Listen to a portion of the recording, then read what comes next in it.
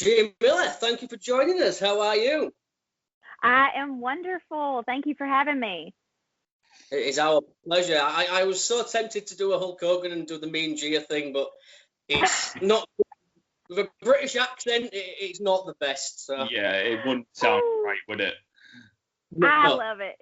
It's great either way. I think you've got the best accent out of all of us. Oh, thank you. Listen, it's so funny because I don't use my accent on TV, in interviews, because it's very thick and I need to be as clear as possible. I love Southern accents are the best American accent. Like whenever I've been to America, it's the Southern accents which are the best to me. Thank you. Can you tell we've got an accent? We always ask this because. Oh yes. Yeah. I love British accents. I am a classically trained actress, so I had to learn different dialects and stuff like that. I am not good at them at all. I just had to pass class. That was my next question. Can you do a British accent? I was real inebriated. But no. I watch a lot of British television though, so you would think that I would be able to do one.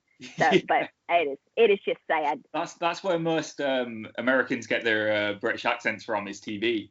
So yeah, everyone always says to us like, "Oh, are you like Harry Potter and stuff?" That's what I used to get called all of my life, was Harry Potter. Back when I used to wear glasses, clean shaven, longer hair, I used to look a bit like Daniel Radcliffe, which instead I grew a bit of facial hair and I don't wear my glasses anymore. But yeah, I couldn't be dealing with that. And clearly I get Brad Pitt all the time. No, it's Tom Hardy with you. You're the double image of Tom Hardy. Yeah, I mean, look at me. Yeah, of course I am. Of course I am. So, I'm curious now. So, what British programs do you watch? Well, my favorite show right now is The Repair Shop. It's my favorite show. I love thing you can do with your hands. I've been a carpenter and a welder before, so I love watching all these restoration things. And then I was just looking for something to watch on Netflix, and I started watching it yesterday. I've already watched the whole first season. Really? It is. I started watching it yesterday. It's my favorite show. That good? Yes. It is my favorite show. I haven't even heard of it before. I was expecting you to say Downton or something like that, so I'm very impressed. Yeah, I love that too. It's I love anything that's low stakes, low energy. Yeah, I get you. So much going on all the time. If I'm watching TV, I've got to be chilled out. Yeah. I don't want anything that's going to make me, other than The Mandalorian, I don't want anything that's going to put me on edge. I get you. You want something you can just put on in the background. You know, you can do something else. If it doesn't matter if you miss 5 episodes, nothing changes. Yeah. I still know exactly what happened. Yeah. That's the things. I don't really watch much British programs. I like the American stuff. You, the Repair Shop. I love counting cars and porn stars and stuff like that. I'm hooked on those. You know, I'm hooked to American Restoration. You know, all that kind of stuff. I'm hooked on that. So it's bizarre, isn't it, that you look at the British stuff, we watch the American stuff. You know, it's something about. I'm trying to think of the word. Something that's not familiar. Yeah. We like things that are not familiar. They seem like foreign or something like that. I don't know. It's something we're not used to, because I think we always have a desire to learn. Yeah. So it's we're learning about a different world that we're not used to. Yeah, that's true. Yeah, I think that's why we're fascinated with American TV, is because it's so vastly different to British culture. You know, the first time I went to America, it was the biggest culture shock ever. You know, even just driving on the other side of the road was different, but. I can hardly drive over here. I could not imagine driving on the opposite side of the road. It's bizarre, but Callum's right. I mean, I'm obsessed with Sons of Anarchy. I mean, I love that lifestyle. That's, you know, I can't get enough of that, and I'm totally with him. But yeah, I've never driven in America. I've been to America a lot. I've never taken the opportunity to drive there yet, because it's the whole other side of the road thing. I'm just a bit. I know I'd crash. I'll be honest. Driving in America is just, it's miserable anyway. Yeah. I'm from the South. My hometown, there's not a red light in the whole county. Like there are 3 4-way stops in the whole county. One's in Carrollton, which is where I'm from, North Carrollton, and then there's one in Baden. And that is, the extent of traffic is like 10 to 12 cars. And that's really? Because it's Sunday morning and everybody's going to church. So I moved to Dayton, Ohio, which is not really that big of a city, but it is significantly larger than where I am from. And I don't know what to do. I'm just like, oh, I'm sorry, I got to turn here. I'm sorry. That's me all the time. Can I just say as well, I was just looking at your background then, your backdrop you've got. That's awesome. Oh. So I'm actually a teacher when I'm not in wrestling, doing all that jazz. I teach English to students in Beijing. Right. So at like 5 o'clock in the morning and then midnight and so on. That's when I typically work. That's so cool, though. This is your little setup for it. That's awesome. So how long have you been doing that for? Is it something you really enjoy doing? Oh my gosh, I love it. I absolutely love it. I have not been doing it long. It's something I've wanted to do for probably about 2 or 3 years now. But you have to have at least a bachelor's degree. Doesn't matter what it's in to do it. And so I had to graduate college first. I graduated in May.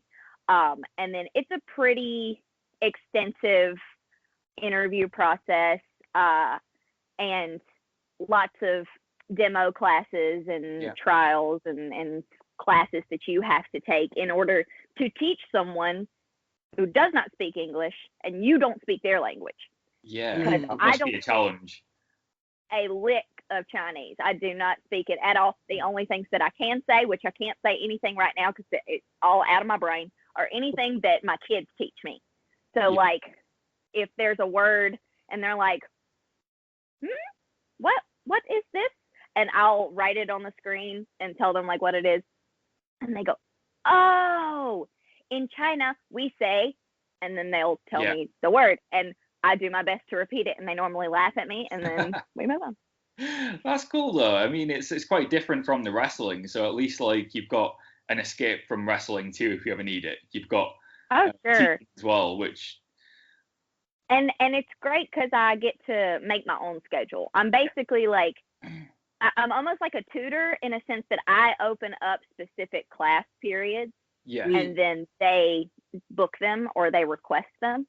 So if I know I have a show or I've got tapings or whatever, I can take that week off, take that weekend off, and there's no like penalty for it. I don't have to answer to a boss, being like, well, this should be your first priority. And it's like, well, it's not.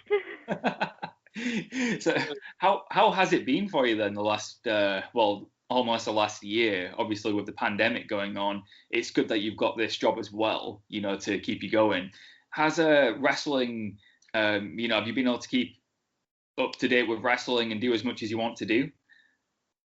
Definitely not as much as I want to do. It was such a weird spot for me because I only started actively wrestling in October of last year. Yeah. That was when I had my first matches and stuff like that. So I had kind of started to hit a good rhythm. I was starting to get bookings every weekend. Yeah. And then all this happened. I was up here. I was in Dayton for spring break. And I'd planned on being here for a couple days.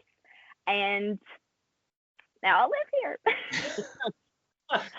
My university said, don't come back. My mama said, don't leave. And so I lived with Sammy Callahan and Jessica Havoc and Ace Austin for about 3 months, all of us there in one house together. And now I've got an apartment and we're all good now. So life changed a bit then from what you expected over the last year. Yeah. I mean, I graduated college, 4 years of my life. I graduated college just at 8 a.m. sitting in Austin's bed, like, okay, I'm done. I wonder if you was there because we spoke to Ace a few months ago, and it's so cool. I mean, he came on the video and he's just laid floating in a pool with a can of beer, and Since you bring that up, I wasn't gonna expose him, but that was my pool. That was your pool. Oh right. We got wet. Yes, I was there when y'all did that interview, which is why I was like, once I saw y'all's messages, I'm so sorry it took so long for me to get back to y'all.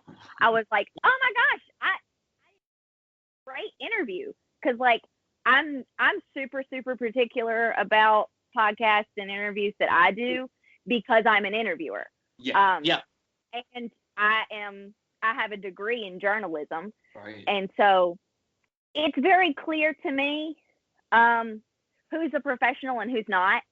And like the get-go, y'all were so like, y'all stood out to me out of all the podcasts he's done. Thank you. And so y'all do a great job. Y'all are very professional, and like, I was like, oh my gosh, yes, 100%, I'm doing this. It was such a fun interview though. Like when he said, "Are you ready to go?" and he was like, "Yeah, I'm ready." Just grabbing a drink, thinking he meant like a coffee or something. But he's laid there and floating in the pool on an inflatable with a beer. Like, this is the coolest intro to a podcast we've ever done. Well, he planned it too. He was like, I think I'm gonna do the podcast in the pool. I was like, okay, you do that. I love that. I love that it wasn't even his pool. That's somehow even better. It kind of fits his character more than it does, doesn't it? He was at a girl's house in a girl's pool. In the girls' pool, yeah. Because he was like, "Oh, do you like my pool?" It's like, yeah, it's awesome. And now to find out we'd been worked, that's just classic Ace Austin. I got that too. I loved it. So basically, Gia, you're the cool one, not Ace. Listen, that's what I've been telling people, and it's only been recently that they've really started to catch on. You're the brains behind the operation. I let him have his time on TV by himself before I decided to show up and show him up. You're the one pulling the strings, though. You're the brains. I'm the invisible hand that invisible hand. I'm invisible hand. I know you said you've only been in the business not that long as well, but I do notice you trade with George South. What was that like? Because I think George is someone who doesn't get enough recognition. I'm a huge fan. What was it like trading with George? He is one of the most wonderful people I have ever met, and I think anybody who knows him can say that about him. I went up for a job, and part of the selling point on the job was like, oh, well, there's a wrestling school in Charlotte. You can go. And then I got there. So I started talking to George, and this was a year before I started training. I started talking to George, and he was like, yeah, well, the doors are open anytime you're ready. And then that job ended up saying, oh, well, what do you mean? You don't get to go do that. You don't get a day off. So I worked 7 days a week and could never go. Yeah. And so I stayed in contact with George, and then I was like, something is calling me to Charlotte, go there. And of course I knew some of the people that he had trained. And so I said, well, I'm just going back up to Charlotte, and I'm going to train for a summer and then finish my last year of college. But he gives such a good basis for he gives a lot of old school stuff. Yeah. And the way that they run training is they have George, and then another night of the week Caleb Conley trains, and then another night of the week Jake Manning trains, and he does a lot of promos and psychology. Caleb Conley does a lot of like newer, more modern stuff, and then George is to the ground, your fundamentals. And even now, my fundamentals are what people talk about when they say, like, your fundamentals are so strong and so good. Like, I had people tell me, like, you've got the best headlock I've ever seen. And I'm like, that's so good though.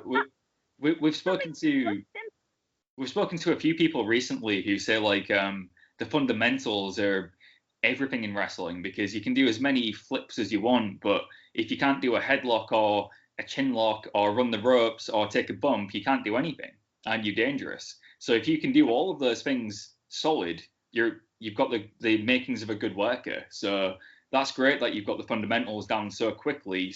You know, you only started in October last year. In a year, you're already at the point where people are saying how good your headlocks are. That's good. Yeah, it's a lot of my fundamentals and my base foundation where it's a lot of old school stuff, and that's kind of how I see myself and how I see my character. Is this kind of a modern classic, this old school with just covered in glitter, very Dolly Parton-esque. Yeah. And and I draw a lot of inspiration from George South, just because I love how he is. And then after I left him, I worked with Mike Jackson. I'm not sure if y'all are familiar with him, but he was on Impact for an episode. He wrestled Johnny Swinger. He's 70 years old and is still doing suicide dives in the middle of nowhere for 30 people. Like, he was my tag partner. Every match he does, he goes all out, and that man knows how to make some money. So he taught me a lot about the business side, and how to market myself and how to sell myself, and also knowing my worth, because he does not believe in not paying workers, which is not something that you see from a lot of like old school carny guys. And you see a lot of, oh, thanks for being here, thanks for coming out. But he does not believe in not paying somebody. So like my first match, he handed me a little white envelope, and I was like, what is this? I was not expecting that. And so I have a really good foundation, and thankfully I was taken care of very early in my career. That gave me a good way, a good path into this. I'm a year in and I'm on TV as an interviewer, but still it's that professionalism that got me that job in the first place. Yeah. So I really have them to thank for that. When it comes to the character side of things, obviously you said like you're a bit of a throwback, quite old school, glittered up and stuff like that. How close is that to the real you? Because obviously it's always, the best characters are always the ones that borrow from the real person, but amplify a bit. Is that you? My real name is Georgia Lee Ann Milton, Glam. My mama named me Glam on purpose, because she knew from before I was even born that I was destined to be glamorous. And so that's amazing. Here I am. Yeah, like it is on my driver's license and everything. And everything that I ever had glam written all over it. And so I've had no choice but to be big and extra and glittery and glamorous. I don't know how to be anything but it. So yes, my character is very much me, cranked up to 21, because I'm always at an 11. So it's not a character. No. It is the parts of me that I have to hide from the world sometimes. Yeah, I guess that's how I put it. The part, because I tend to be, I try to be as nice as I can. My mama told me that if you don't have anything nice to say, don't say anything at all. But those are my times when I can say whatever I want to, and I can be whatever I want to, and it's just a truer, more authentic version of myself that is unfiltered. So I guess it's your way of releasing, that side you usually have to put down a little bit. When you're wrestling, you get to bring out that other side of you, vent it, release it, and then it's like therapy in a way, really, isn't it? It really is. And that's like, because I teach promos and I teach character work, because I have a degree in theater. So I say that I've got a degree in promos. So I tell people, like, my students that when you're first building your character, when you're first starting out, you have to find something that resonates with you. You can't just all of a sudden be something crazy. Like, you have to start somewhere. And typically it's somewhere within you, whether it's something you really identify with or something that you want to release. So maybe it's something that people don't see you as, like, you don't typecast yourself. That's what I say. You know, maybe people see you as big and bubbly and bright and happy, but there's part of you that you need to express, and there's part of you that you need to release. And so it becomes this darker entity or whatever, or maybe it's the opposite. So it's interesting, isn't it, how people come up with the characters for wrestling? Because when like The Rock, for example, first came into wrestling, who would have thought that he'd ever become what he is now, a household name worldwide, based on how charismatic he is? Because when he first came in, he wasn't that whatsoever. So obviously he's evolved into that position, but some people just so naturally fit the characters, like Stone Cold Steve Austin. And I can't ever think of a time where somebody was playing a character where it wasn't really them to a degree.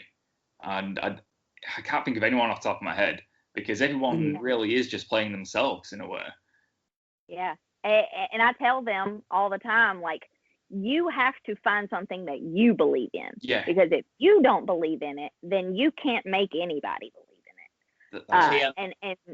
And not judging your character too is something that's super, super important. Because you get a lot of people that, especially new people, myself, I was like this. Well, I want to be a heel. I want to be a heel. It's like, okay, we can get there, but you can't start there, because for many reasons, the heel's typically your leader in the match, and you have to be a lot quicker on your feet to be able to kind of get that across. And you know, I guess you can give me some cheap heat, like, this town is stupid, shut up, you're all dumb. But, like, I want something real. I want something believable. I really want to hate you. Not like, oh, I'm supposed to boo them, so I'll boo them. I want to not like you. And so finding that, but you can't approach your character like, well, I want my character to be a bitch, or I want my character to be mean. Like, your character has to believe their actions are justified. Sure. And they have to believe that everything that they do is going to benefit them and is for the best. Yeah, that's true. Like, being a bitch, for example, is subjective in most cases. Like, some people might say, well, I don't think she's a bitch. And some people will say, oh, well, I do. But as long as the person who's portraying that character believes, you know, objectively, I am a bitch, then I'm sure that will resonate with the fans. So, yeah, that's something I don't think I'd ever be able to do. You Callum. I could be a bitch. I know I could. I think we all have it deep within us, no matter what. Something I did notice as well. I said I was doing a bit of research. We're talking about people and characters and all that. Is it true you was a huge China fan? Oh yes. What drew you to China? I can't even give you one thing. Like, anytime I saw her, I was just enamored with her. And, like, if I talk about her too long, I will start crying. Because she is so much, like, as a child, I was very much a doormat, and I very much let people walk all over me. But I grew up watching wrestling, and I loved it, and I kind of started to get in this attitude where my parents were like, you got to stand up for yourself. And I was like, well, I don't know how. And China was a great inspiration for, like, well, I'm just going to pretend I'm China. I'm just going to act like I'm China. Yeah. And then people can't be mean to me because I'll beat them up. And I never did beat anybody up. But it worked. Like, holding yourself to this level that you want to be. And, like, she was a huge inspiration for me. And because she worked so hard. Just knowing her whole story, she worked so hard and came from just about nothing, and it became something so huge. Yeah, I always think, can you imagine if China was in the present day of women's wrestling, how the matches we could have seen China in? Because I feel like she was so ahead of her time. She was doing intergender before it was even really a thing, and she was. Oh yeah, before people could even complain about it. Yeah, absolutely. Yeah. And I could just see how she'd be the biggest name in wrestling if she was in the present day of wrestling. And I think it's obviously such a shame, but I feel like her legacy really does speak volumes, because without Chyna, I don't think there'd have been as much progress in women's wrestling so quickly. Absolutely. She did so much. She was one of the first ones. Yeah. She was one of the first ones to really cross that line and to really start chipping away at that glass ceiling.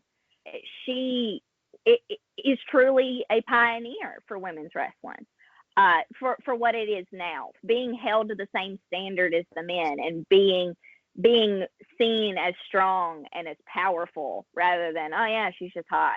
Like, don't get me wrong, I love Chyna for that reason too. That woman is fine as hell. Yeah. And I've always said I want to look like Chyna. I want people to tell me that I look like a man. I want to look like Chyna, because that means I'm strong and I'm big and they're threatened by me.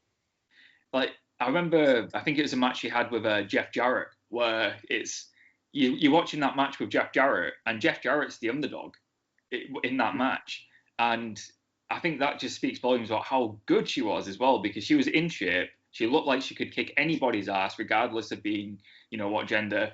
She just an amazing talent, a once in a lifetime talent as well, I think. Don't get me wrong, there's some incredible female wrestlers nowadays, but that's another thing. Do you feel like we're slowly getting away from the term like women's wrestling? Because we've been speaking to people recently where it's almost like it's just becoming wrestling. Like, there doesn't have to just be women's divisions. It's becoming more, it's just wrestling. Do you feel like we're slowly getting there?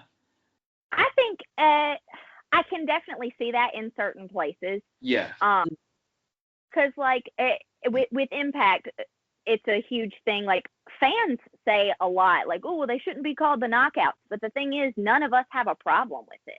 I've heard that before, right? I've heard people saying that they shouldn't be called knockouts, but I've always wondered, what do the people in Impact actually think? And we have a group chat, and we call each other the Knockouts. One of the biggest compliments I've ever received was Gail Kim looking me in the face and saying, "You are a knockout."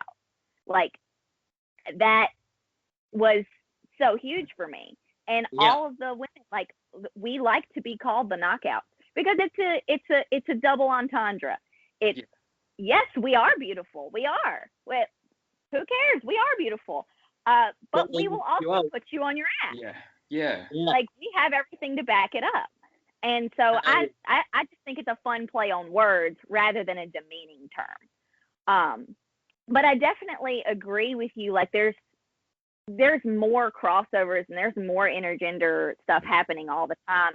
And it's not like, oh, it's a women's match. It's just another match that is women, like, or is intergender. It's not a big. I mean, we've had a lot of firsts in the past few years. We've had first women main eventing things, and the first women's the Iron Woman match in Impact.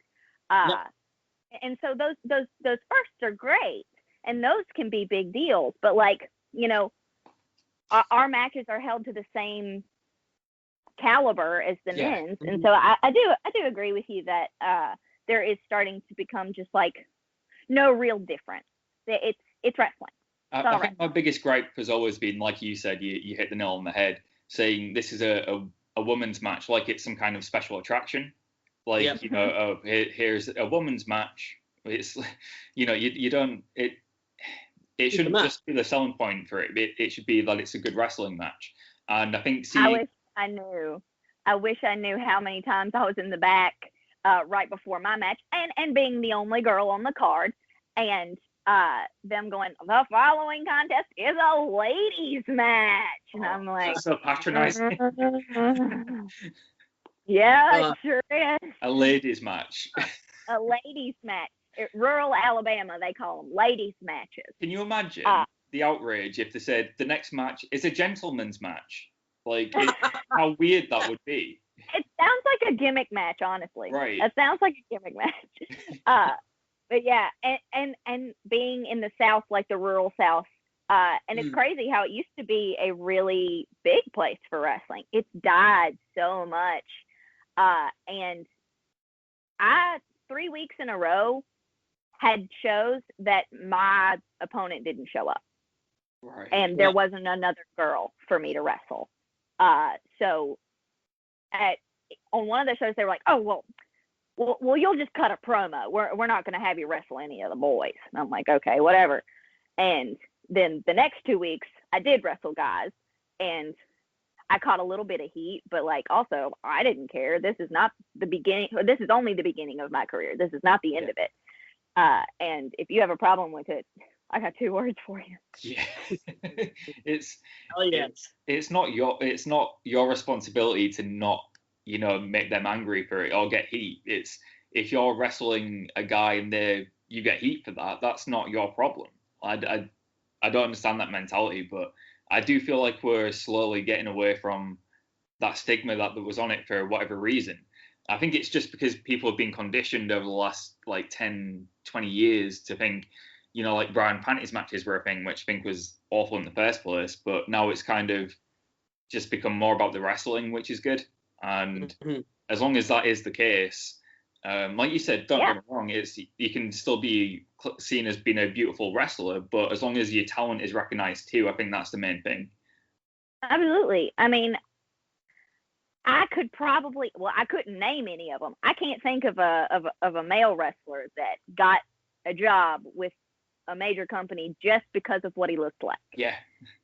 And that happened a lot for women a long time ago. That's not to take anything away from those women. But now it is not that way. You have got to be good, and you have got to be held to a certain caliber. And if you don't meet those standards, then I don't care how pretty you are. I don't care how good you look. If you can't perform consistently, then what do you have? And I think it's safe to say, especially in Impact, with one of the most stacked, talented women's divisions in the world, like the Knockouts division is incredible. You just took the words right out of my mouth. I was just going to say, hands down for me, the best women's division on the face of the planet, the Knockouts. There's no aspects too.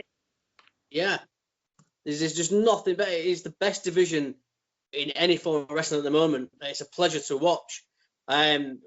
Moving on a little bit that way as well, talking Impact. I mean, how did the Impact gig come about, and how much fun have you been having? Oh my gosh!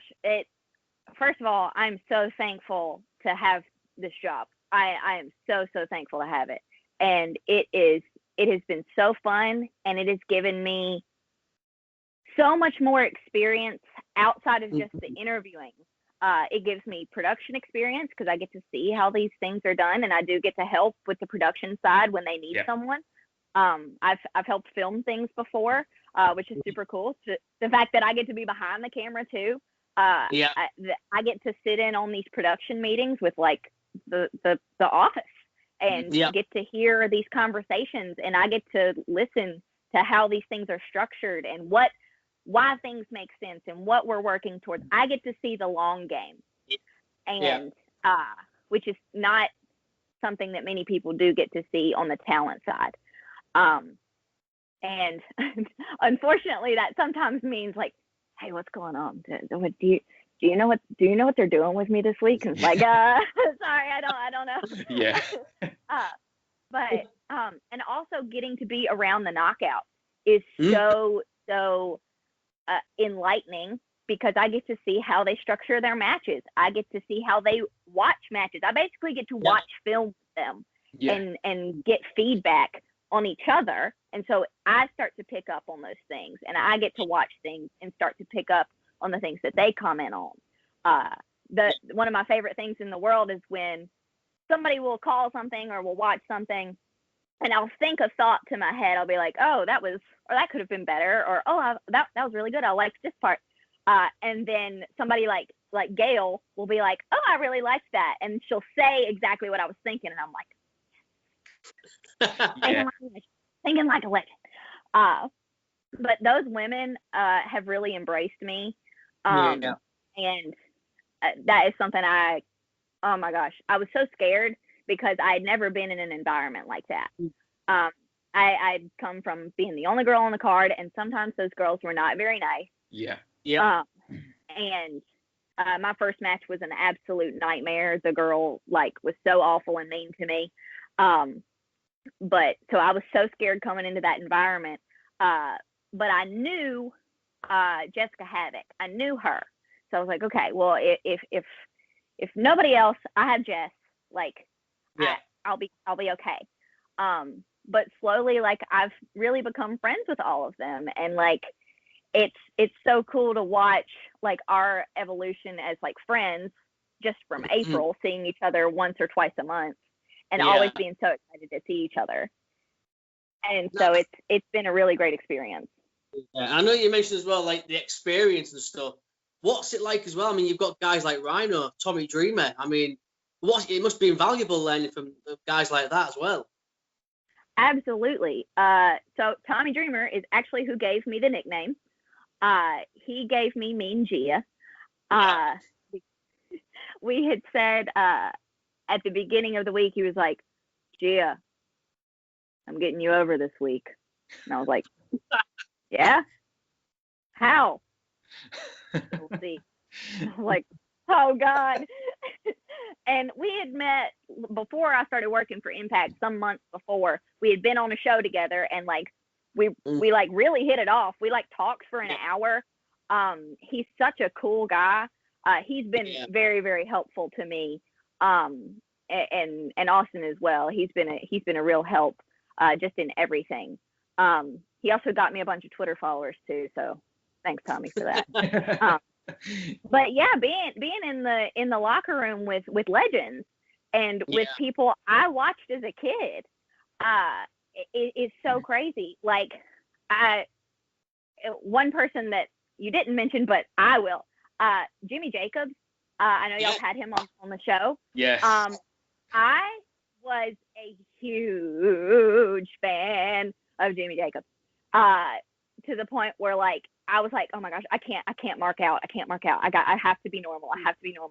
And a lot of people don't know that I also wrestle and that I've been a wrestling fan for my whole life. So we were talking about something, and Jimmy mentions the time that he hung someone up, and the blood all down, and that incident. And I was giggling, and he was like, yes, Gia, believe it or not, I used to do blah, blah, blah. I went, oh, Jimmy, I'm familiar. He was like, oh, good. That's awesome. So yeah, I work super closely with Jimmy on a lot of the production stuff, and he's so awesome to work with. He's got such an incredible creative mind.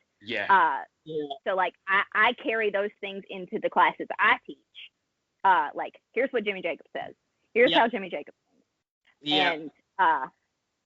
And all those Jimmyisms. Business. He's such a cool guy. He really was. But I mean, me and Callum, I'll tell you as well. We had the pleasure of meeting Tommy Dreamer at StarCast in Chicago, and one of the nicest people we've ever met. He actually, after he'd finished the signing, he actually came to me and Callum and a couple of our friends and just stood for about 20 minutes talking to us as a wrestling fan to wrestling fans.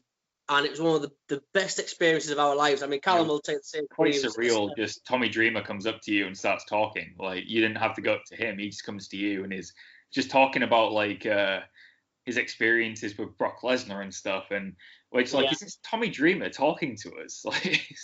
What? That he was one of the first people I met that I watched on TV as a kid. Yeah. So I was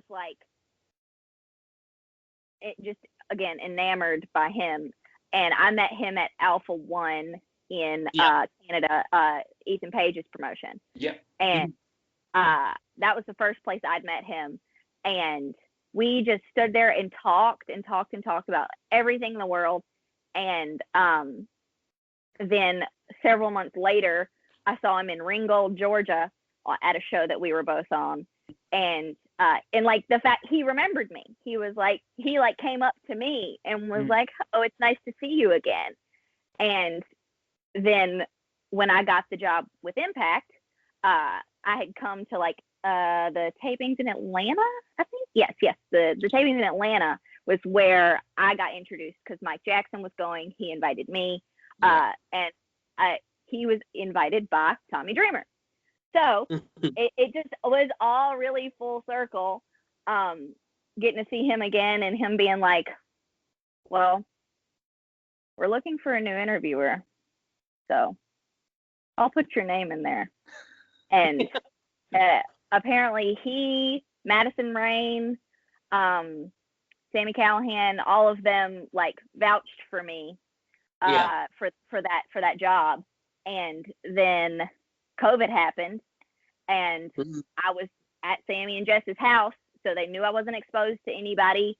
I was easy enough to bring in. I had people that would vouch for me, and they brought me in, and I did a good enough job that they keep bringing me back. So that's all I can ask for. Well, before we start to wrap it up as well, we've got to ask you one final question. Will we ever see you in the Impact ring? Is that the goal? To steal Ace Austin's word, that is inevitable. I maybe not in the near future, but it is something that will happen. And I would love, my ideal situation would be for them to keep me as an interviewer while I continue to wrestle on the indies, and perfect my craft to the point where that I get TV ready and maybe have an opportunity, maybe a storyline, who knows? We talk about that a lot in the locker room, like, oh, but what if one day we did this and da. Yeah. And so we throw it around a lot for fun, and so I think we've spoken it into existence, and so it will happen eventually. It's inevitable, like you said, it's going to happen. Yeah. Awesome. Hell yes. Well, I've been saying this to anybody who will listen. I think Impact is putting out the best product anywhere at the moment. It's a pleasure to watch it. It really is. We spoke to a few people, yourself, I've had Ace, I've had Cody Dean there, we had Gallows and Anderson, and we tell everybody the same thing. It's the best product around at the moment, and it's just fantastic. But before we let you go, plug social medias, any merchandise, anything. Plug anything you want to plug. Let's see. I've got a little bit of everything. You can find me on Instagram and on Twitter at Mean Gia Miller. I've got a Patreon, which is just patreon.com/Mean Gia Miller. I have a pro wrestling tee. So I've got a couple t-shirts up there. And yeah, I think that's all my plugs. Nice and simple. That's it, man. That's it. Nice simple for Callum to put it underneath on the interview. He'll like his magic. He's very good like that. But Gia, please come back as well in the new year. We'll carry on. There's so much more to talk about. Tell Ace we're on to him now as well. The whole pool. Yeah, we've got him. PoolGate. You know. Listen. We've got him. Listen. Now that I am here, it is all about me. Love it. They can kick rock. But thank y'all so much for having me. This has been so fun. This has been a great talk, great interview, whatever we want to call it, just hanging out. And I would love to come back.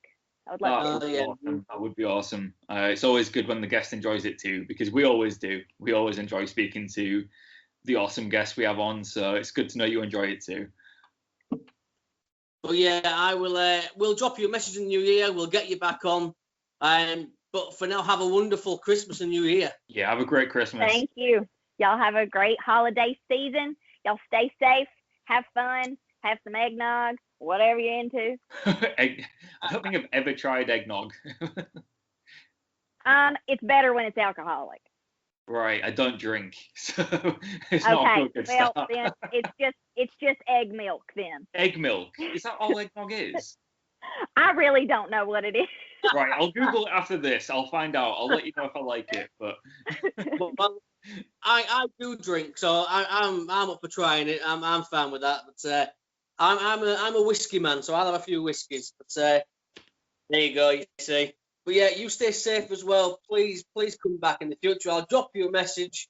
But for now, Gia Miller, we are Ringsiders.